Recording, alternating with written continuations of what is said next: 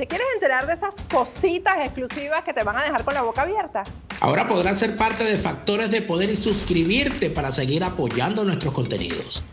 Si visitas nuestro canal en YouTube, busca el botón unirte y te suscribes. Por supuesto, podrás ver todos los planes de membresía que tenemos para ti y poder disfrutar de ellos a través de nuestra plataforma Factores de Poder en YouTube. Al unirte a este equipo de Factores de Poder, podrás disfrutar de muchísimos beneficios. Desde tener la publicación de cada programa más temprano y sin publicidad, hasta participar en conversatorios sobre los temas que más te interesan en cualquier ciudad del mundo en la que te encuentres. ¿Quieres saber más y escoger el plan que se adapte a ti? Solo tienes que visitar el enlace que te dejamos en la descripción y ver todo lo que te ofrecemos. Con tu suscripción contribuyes a que sigamos haciendo un periodismo libre y sin mordaza. Porque recuerda, la verdad está de moda.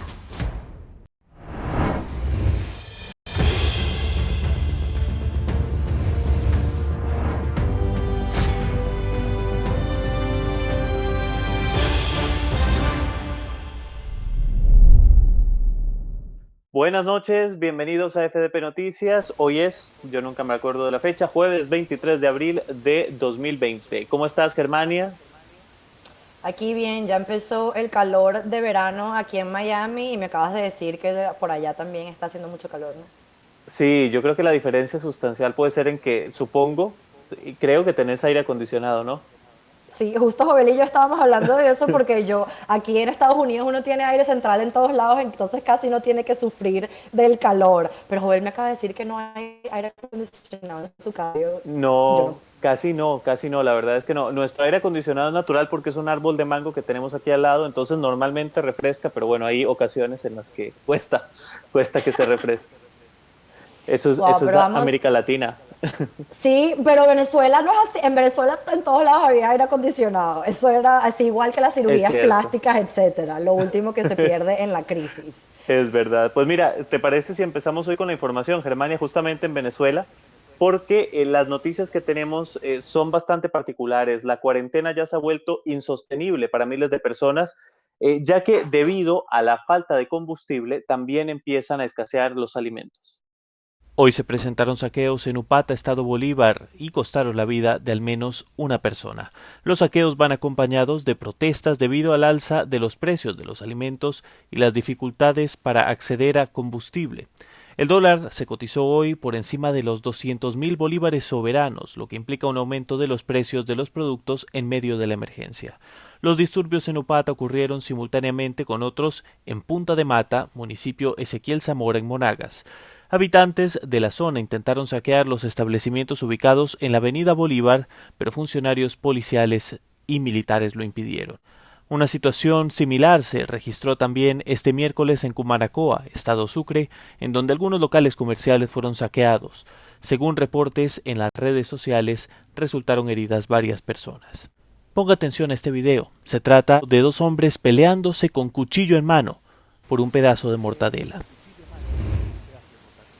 Esto es lamentable, esto es algo inaudito porque nos habla también del extremo al que ha forzado el régimen chavista a la sociedad venezolana y es inaceptable. Yo quisiera comentar, Germania, quiero escuchar exactamente vos como venezolana cómo lo sentís, pero lo que yo veo periodísticamente es que el régimen ha forzado a los venezolanos a dos polos de muerte, porque entonces la gente tiene que quedarse en casa para no contagiarse del coronavirus y no morir.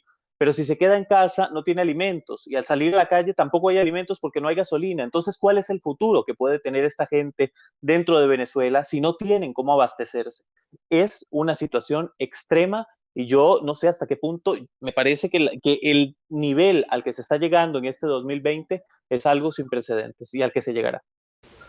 Y hay que comentar eso, Jovel, no solo en Venezuela, sino en todos los países del mundo donde hay gente que o trabaja o no puede comer ese día porque no tienen dinero acumulado. Entonces ya estamos empezando a ver este tipo de situaciones, no solo en Venezuela, sino alrededor del mundo, y tenemos que entender que no es una situación blanco y negro, no son criminales que salen a la calle porque quieren destrozar el mundo, ¿no? Muchos de ellos son gente desesperada que con esta pandemia, agregándose a la crisis que ya venía en Venezuela, no tienen con qué comer. Pero otra cosa que te quería comentar, Joel, estas imágenes de saqueo lamentablemente se han vuelto muy comunes saliendo de Venezuela y a mí me impresiona porque esta situación empezó a finales de los 80 con el Caracazo. No sé si tú estás familiar con esa historia, pero esto empezó con el Caracazo y en ese entonces la historia inicial eran los saqueos. La gente no podía creer los saqueos, las imágenes que no se comparan con lo que vemos ahorita. Y la gente pensó que eso significaba que el país estaba en una crisis, en la peor crisis de su historia. Bueno, más de 30 años después, esto es algo que vemos todos los días en Venezuela y que lo vemos viendo desde antes de esta pandemia. Y yo creo que empezaremos a verlo aún con más frecuencia probablemente en estos próximos días, porque hoy reportamos en tres diferentes estados, 3 diferentes municipios, pero la situación tiende a complicarse en el país entero. Así es. Y presten mucha atención a la siguiente noticia. Aquí les hemos hablado esta semana de los $100 que la administración del presidente de la Asamblea Nacional, Juan Guaidó, reconocido por más de 50 países como el presidente de Venezuela, iban a usar. La Asamblea Nacional aprobó el uso de fondos decomisados internacionalmente para darle un pago de $100 mensuales por 3 meses a trabajadores de salud en Venezuela. Sin embargo, hoy una publicación de Associated Press revela que en esa misma tarea legislativa, los diputados se han dado a sí mismos y a varios embajadores un sueldo de $5,000 al mes. Este monto se aprobó sin discusión previa en el Parlamento. Forma parte del Fondo de Liberación. Son $80 millones compuestos por activos venezolanos confiscados por la administración del presidente Donald Trump como parte de su campaña en contra del dictador Nicolás Maduro, según reportó la agencia de prensa AP. El texto de la nueva medida, que implementa una ley general aprobada en febrero para crear el fondo, no se ha hecho público hasta el día de hoy. El anuncio oficial no menciona los salarios, diciendo que solo el 17% de los 80 millones en activos recuperados se destinarán a la defensa y el fortalecimiento del poder legislativo nacional y la protección social de sus miembros. 2 legisladores y 3 asistentes de Guaidó confirmaron a AP el plan salarial y reconocieron que la óptica parecía potencialmente mala, ya que muchos venezolanos están luchando para hacer frente a una crisis económica que ha reducido el salario mínimo a apenas $2 al mes. El pago de los $5,000 a diputados es retroactivo a enero, es decir, que este mes cada diputado recibiría $20,000 y es una mensualidad por ahora hasta diciembre. Legisladores consultados por dicha agencia ven el monto aprobado como un estipendio que los compensa parcialmente por el trabajo legislativo que no se ha pagado desde que Maduro cortó los fondos a la legislatura en el 2015. Según el reportaje, los miembros del partido chavista, el PSV, no recibirán ningún pago, pues muchos han sido sancionados por los Estados Unidos. ¿Por dónde empiezo? Yo estoy sumamente molesta con esta noticia de hoy. Yo probablemente soy la periodista de Factores de Poder que menos le gusta meterse con el establishment de la oposición venezolana. Creo yo que podría decir eso, por eso me han dicho socialista y de todo. Esto es inaceptable. Yo creo que es inaceptable, en efecto, porque... No, te estoy escuchando. Yo creo que es inaceptable, sobre todo porque tengamos en cuenta que, bueno, empezando porque el salario mínimo, como decía en la nota, son $2 al mes. Y alguien me escribió en redes sociales diciéndome que con la devaluación de hoy ya está en realidad en $1.22 al mes. Lo que se está dando a los médicos, que deberían ser la prioridad del Estado en este momento, de que estamos en una pandemia, el mundo entero está en una pandemia, que a ellos se les dé $100 y lo celebramos en este espacio, Germania. Y por 3 meses nada más. Sí, a ellos se les dará por 3 meses. Sí, pero en este programa nosotros dijimos que eso era excelente, o sea, que era una buena iniciativa, que era justo que se usaran los fondos para ese fin, pero que ahora nos digan que en lo oculto, porque eso es lo que molesta, el hecho de que en lo oculto la Asamblea Nacional decida que va a aprobarse $5,000 al mes para los diputados durante todo un año y con retroactivo, obviamente hace que uno vea que sus prioridades no son las del mundo entero y no son las que debería tener en efecto el país, que es la salud. No, para ellos lo importante es que se les reconozcan 49, me parece que son 49 meses de trabajo hasta ahora, que no han sido remunerados. Bueno, si están tan seguros de que el trabajo que se está haciendo va a sacar a Maduro del poder, se hubieran esperado 2 meses a que Maduro esté fuera y se aprueban esos 49 meses de salario. Y no lo hacen ahora, cuando el país está en crisis, y lo estará por mucho tiempo más, evidentemente. Yo quiero decir que a mí me parece bien que esos fondos se usen para pagar a los empleados de la Asamblea Nacional que no han sido pagados por años. Aquí el problema es uno, el que ya tú dijiste, el secreto, porque ellos hablaron de los $100 a los médicos. ¿Por qué no mencionaron las otras cosas que estaban incluidas en esta ley aprobada por la Asamblea Nacional? Pero lo otro, el número, $5.000, Joel, mira este dato. Los diputados venezolanos pasarían a ser los 8º mejor pagados de la región, por encima de Perú, Ecuador, Argentina, Paraguay, Bolivia y El Salvador. Tienen sueldos parecidos a diputados. Tienen sueldos, acabo de leer que diputados en España ganan alrededor de 3.000 euros. Entonces, yo me pregunto, ¿cómo fue esa reunión donde alguien dijo, vamos a darnos $5.000? Y ahí todos dijeron, sí, me parece normal $5.000, aunque el sueldo mínimo es menos de $2. Y por favor con retroactivo, o sea, que me reconozcan este año por lo menos. Entonces yo te voy a decir algo, yo le he dado el beneficio de la duda a esta Asamblea Nacional, aunque siempre digo no son mi primera elección para que me representen, pero no tengo opción porque no hay democracia y no hay manera de elegir a mis representantes. Pero con esta noticia de hoy, yo ya no le daré el beneficio de la duda a Juan Guaidó y a su equipo tan a menudo como lo hacía antes. Y probablemente aquí te van a escribir que te tardaste mucho, ¿no? Pero en efecto, yo creo que ha sido la periodista en Factores de Poder que ha sido como la voz conciliadora en todo este proceso y para todos los espacios. Pero lo que está ocurriendo hoy, yo creo que no se puede pasar por alto. Esta discusión, ¿qué tendría que hacer Juan Guaidó ahora, por ejemplo? Porque se está enfrentando a una crisis de comunicación, como siempre. Juan Pablo Guanipa ya salió a decir que ese monto, que lo hizo en un Instagram Live con un medio, creo que local del Zulia, salió a decir que ese monto ni siquiera se había discutido, que en realidad ellos no han aprobado los $5.000, que lo que está ocurriendo es que se están estudiando y tiene que pasar de nuevo por el plenario.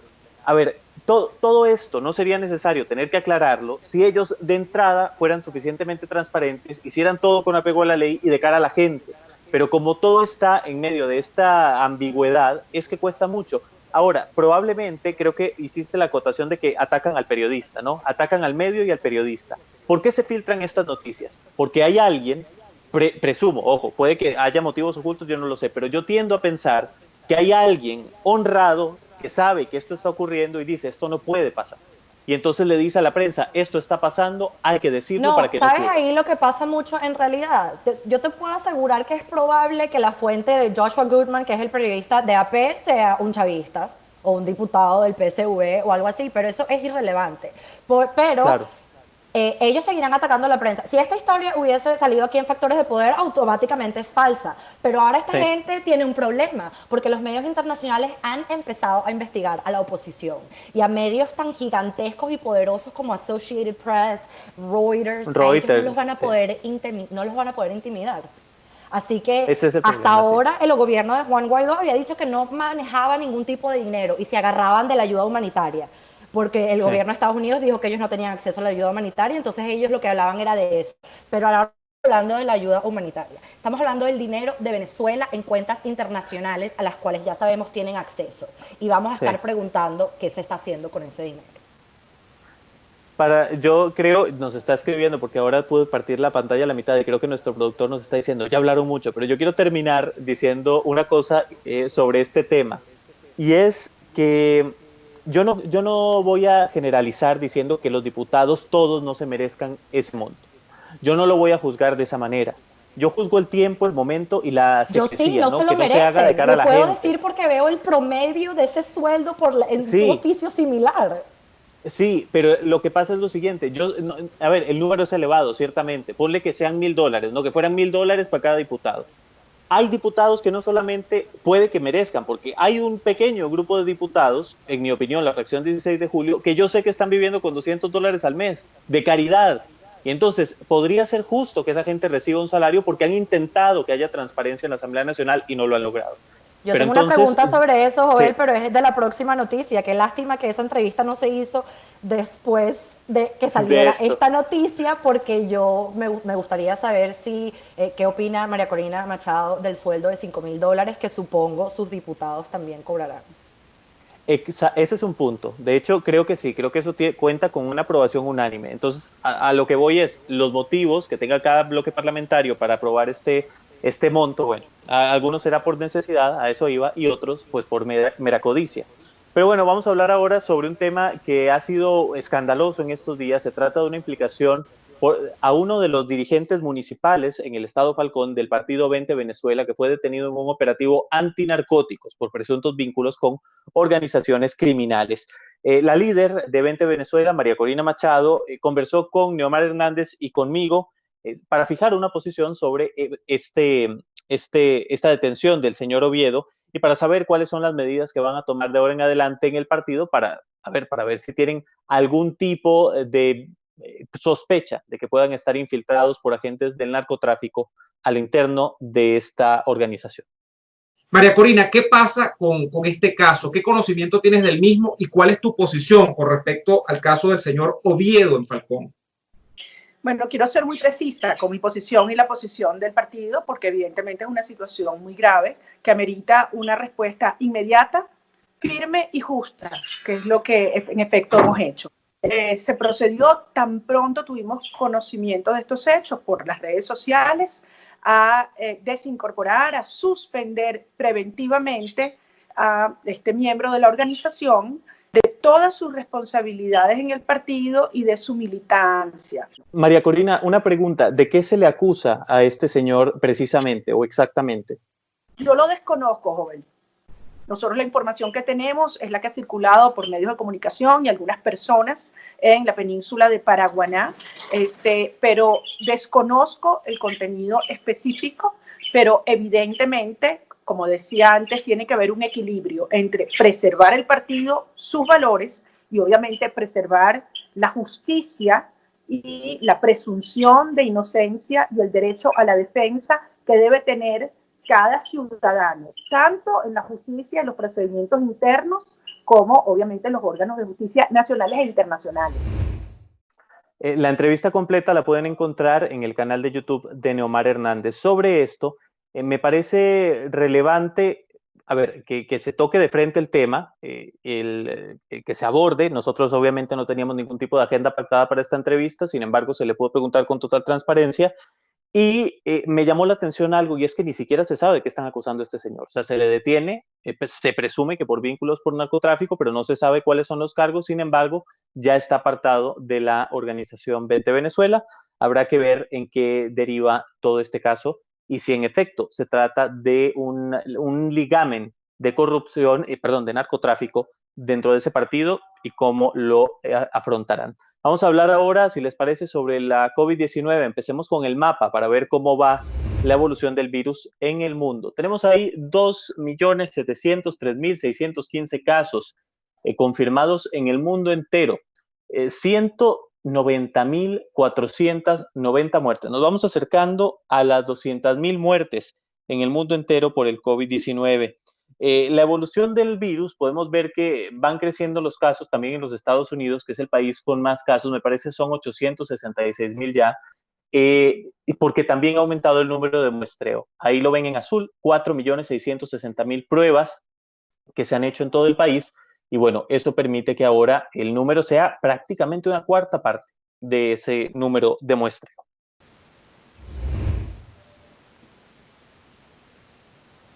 Y aquí en Estados Unidos todavía lo peor de esta pandemia no ha pasado. Los casos de coronavirus todavía están en su pico o cerca de él en casi la mitad de los estados del país. Aunque estados más afectados como el de Nueva York parecen haber logrado aplanar la curva. Ayer fue el día con más muertes en el país desde que empezó la pandemia. Nada más ayer murieron 2.500 estadounidenses por la COVID-19.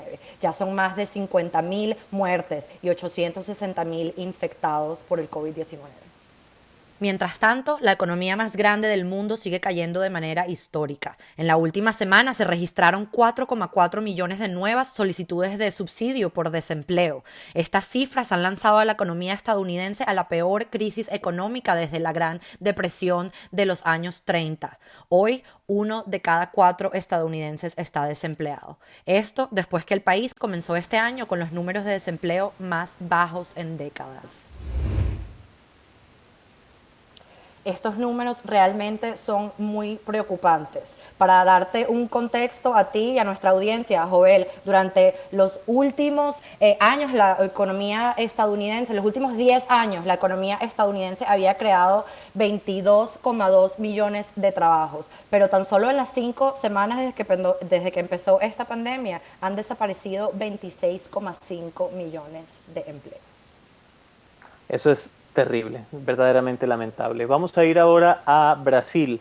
El caso que vamos a tocar actualmente es el de la unidad de cuidados intensivos del Hospital Emílio Ribas en Sao Paulo, que es el primer hospital de la red pública en dicha ciudad que se satura debido al nuevo coronavirus, que ya en Brasil ha dejado más de 2.700 muertos y un tercio de esos 2.700 muertos en el estado de Sao Paulo. Brasil, según las previsiones de los expertos, aún no está en el punto más alto de esta pandemia. Se prevé que ello podría empezar a ocurrir en mayo, y aún así las unidades hospitalarias empiezan a colapsar. La doctora Luciana Borges, supervisora de la urgencia del Emílio Ribas, explica que la falta de cupos ya era un problema en este hospital público, pero el coronavirus modificó el perfil de los pacientes y amplió exponencialmente la demanda. Borges aclara que las salas de urgencias vacías no deben interpretarse como una situación bajo control, pues la sala de urgencias puede no estar llena, pero la UCI, unidad de cuidados intensivos, sí que lo está. Además, la mitad de los pacientes que llegan requieren hospitalización.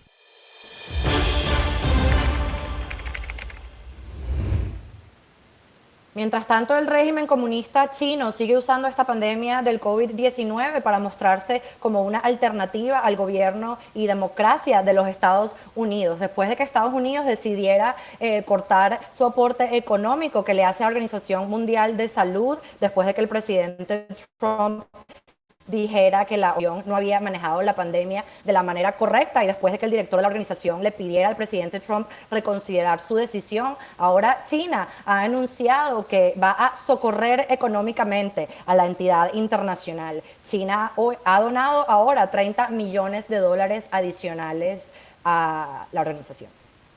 Esto servirá para la prevención y control de la epidemia de COVID-19, como también para apoyar el desarrollo de los sistemas de salud en los países menos ricos, declaró Geng Shuang, portavoz de la diplomacia china. Apoyar a la OMS es un momento crítico en la lucha mundial contra la pandemia, es defender los ideales y principios del multilateralismo, es defender el estatus y la autoridad de las Naciones Unidas, afirmó Shuang en declaraciones a la prensa. En años anteriores, Estados Unidos ha financiado hasta el 22% de las operaciones totales de la OMS, mientras que la contribución de China estaba ascendiendo al 7%.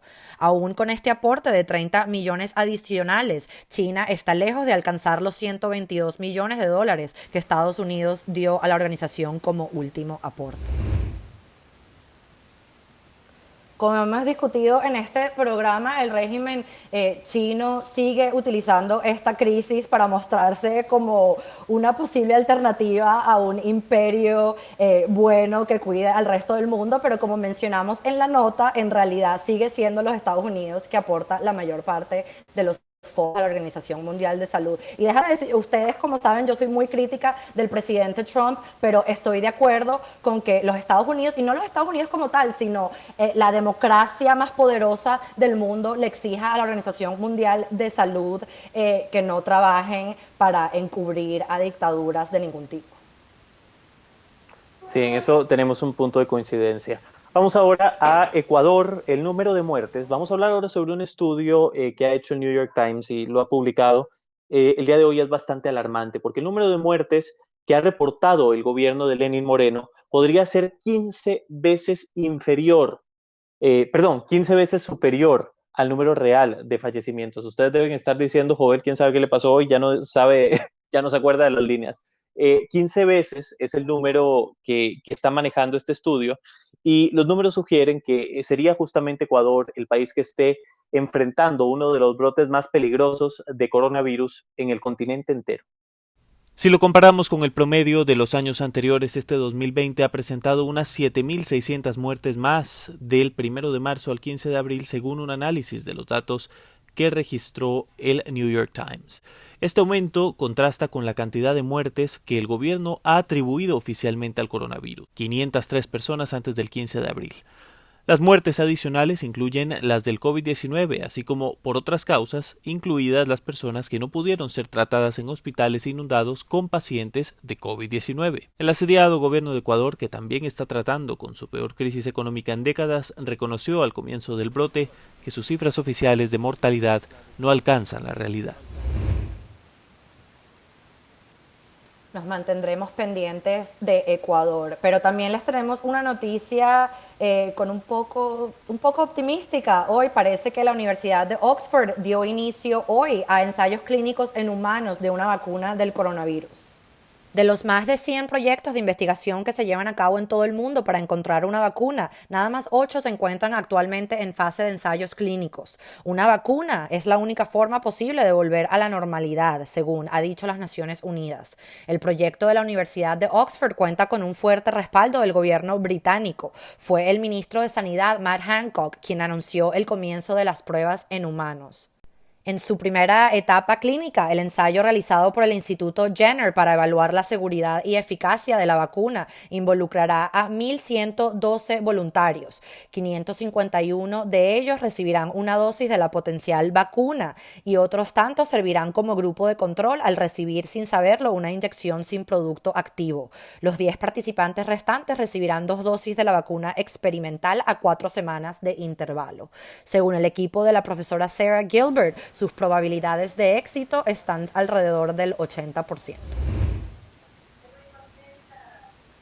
Bueno, esto significa que el Reino Unido está por adelante de Estados Unidos, pues esta semana la Agencia de Alimentos y Drogas de Estados Unidos dijo que no esperaban tener una vacuna hasta el 2021.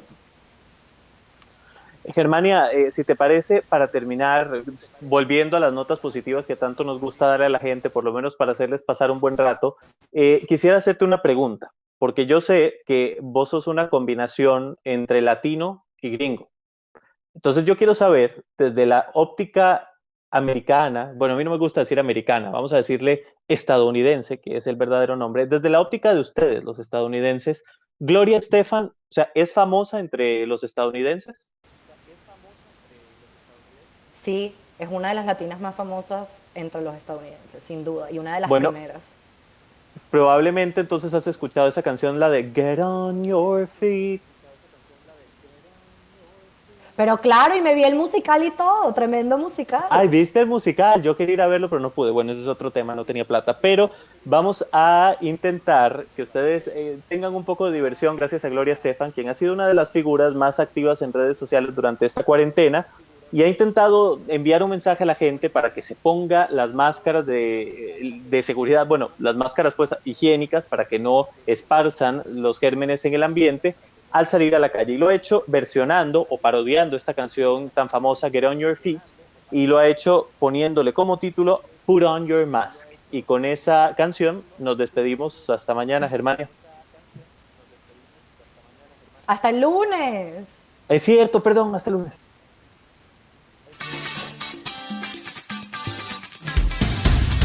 They say stay home, please don't go outside, there's no use dying. Each time someone comes within 6 feet, we feel like crying. Not long ago, we could touch our friends and our relations.